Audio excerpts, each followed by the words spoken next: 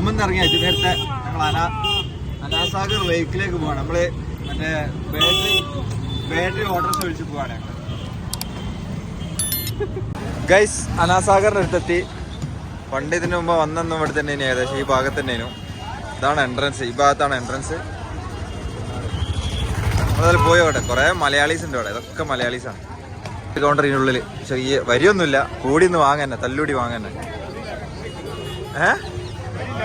ലൈനില്ലാതെ ഉള്ളല്ലേ, കൂടിക്ക ചാലെന്ന് കിട്ടുമോ? ഇവിടെ വിൽക്കാൻ വേണ്ടച്ചാ പപ്പടം. കിത്തന പൈസ? കിത്തന പൈസ? 20 ഉറുപ്പ്യന്റെ വലിയ പപ്പടം. നമ്മളെ നാട്ടിലത്തെ 20 ഉറുപ്പ്യക്ക് ഇത് കിട്ടുമോ? അല്ലല്ലോ, ഒരു പാക്കറ്റിൽ 10 എണ്ണല്ലേ. ഇത് നോക്കി എന്തോ ഒരു വലിപ്പുണ്ട്. എടാ വെച്ചെന്നോ കാണിച്ചരാ. നിലത്താ വെച്ച് കേട്ടോ, വിൽക്കുന്നുണ്ട്. ആൾക്കാരങ്ങനെ വാങ്ങി തിന്നുന്നുണ്ട്. അവസാനം ടിക്കറ്റ് കിട്ടി വരിയെന്ന്. എത്ര രൂപ? 25 ഉറുപ്പ്യ അല്ലേ? 25 ഉറുപ്പ്യ. അതിൽ കേറട്ടെ. സൈഡിക്ക് മാസ്ക് വാങ്ങണല്ലേ.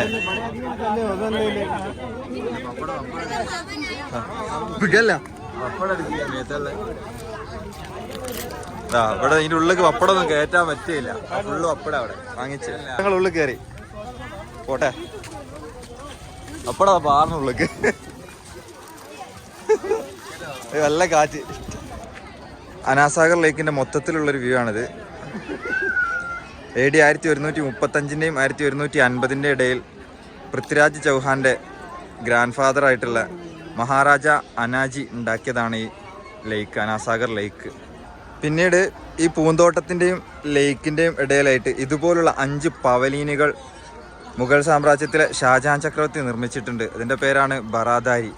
നല്ല അതിമനോഹരമായ മാർബിൾ കൊണ്ട് നിർമ്മിച്ച 5 പവലിയനുകളാണ് ഈ ലേക്കിൻ്റെയും ദൗലത്ത് ബാഗിൻ്റെയും ഇടയിൽ സ്ഥിതി ചെയ്യുന്നത്. ആൾക്കാർക്കൊക്കെ വന്ന് വിശ്രമിക്കാനും കാഴ്ചകൾ കാണാനും വളരെ ഉപകാരമുള്ളതാണ്. 5 ബറാദാരികളിൽ ഏറ്റവും വലുത് 3ാമത്തെ ഈ ബറാദാരിയാണ്. ഇത് ഡൽഹിയിലെ റെഡ് ഫോർട്ടിലെ ദിവാനെ ഖാസിന്റെ മാതൃകയിലാണ് ഉണ്ടാക്കിയത്. അതായത് പ്രൈവറ്റ് ഓഡിയൻസ് ഹാൾ, അതിന്റെ മാതൃകയിലാണ് ഈ 3ാമത്തെ പവലിയൻ ഉണ്ടാക്കിയത്. പിന്നീട് മുഗൾ സാമ്രാജ്യത്തിലെ ജഹാംഗീർ ചക്രവർത്തി നിർമ്മിച്ച മനോഹരമായ ഒരു പൂന്തോട്ടമുണ്ട് ഇവിടെ. ഇതാണ് ദൗലത്ത് ബാഗ് എന്നറിയപ്പെടുന്നത്. ഈ പൂന്തോട്ടത്തിൻ്റെയും ലേക്കിൻ്റെയും ഇടയിൽ ഇതുപോലുള്ള 5 പവലിയൻ പിന്നീട് അദ്ദേഹത്തിൻ്റെ മകൻ ഷാജഹാൻ ചക്രവർത്തി നിർമ്മിച്ചിട്ടുണ്ട്. ഇതിൻ്റെ പേരാണ് ബദാരി.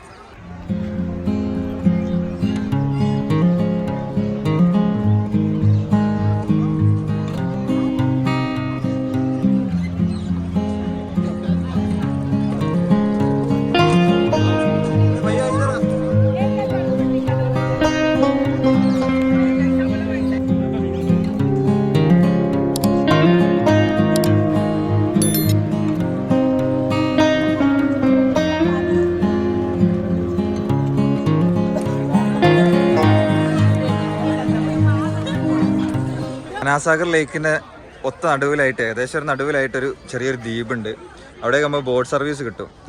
ഒരു നമ്മളെ ഗാർഡൻ്റെ ഒരു അറ്റത്ത് നിന്ന് ബോട്ട് കയറിയിട്ട് അവിടേക്കൊരു സർവീസ് ഉണ്ടാവും. തിരിച്ചും അത് ബോട്ടിൽ തന്നെ പോരാ.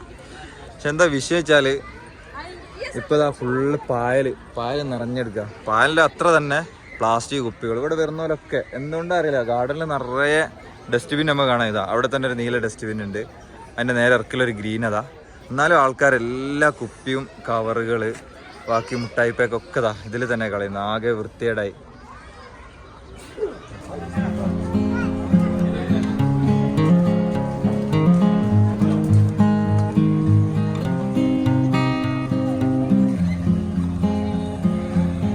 അവിടെ ഇങ്ങനെ വന്ന് ഇവിടെയാണ് ടിക്കറ്റ് കൗണ്ടറുള്ളത്. 120 ഉറുപ്പ്യൻ്റെ ടിക്കറ്റ് ഉണ്ട്. പിന്നെ സ്പീഡ് ബോട്ട് ഉണ്ട്, അതിന് 300 നമ്മൾ 120ൻ്റെ ഒരു ടിക്കറ്റ് എടുത്താണ്. ഈ ബോട്ടിൽ കയറിയിട്ട് നേരെ ദ്വീപിൽ പോവും. ദ്വീപിൽ പോയിട്ട് അവിടെ ഇറങ്ങും, എന്നിട്ട് തിരിച്ചു വരും. ആ ഒരു ട്രിപ്പിന് ഒരാൾക്ക് 120 ഉറുപ്പ്യ. ഏതായാലും പോയി നോക്കട്ടെ. നമ്മൾ ബോട്ട് കയറി ജാക്കറ്റ് കിട്ടുന്നുണ്ട്. ബാക്കിയുള്ള ജാക്കറ്റ് എല്ലാവരും നിർത്തിയില്ല.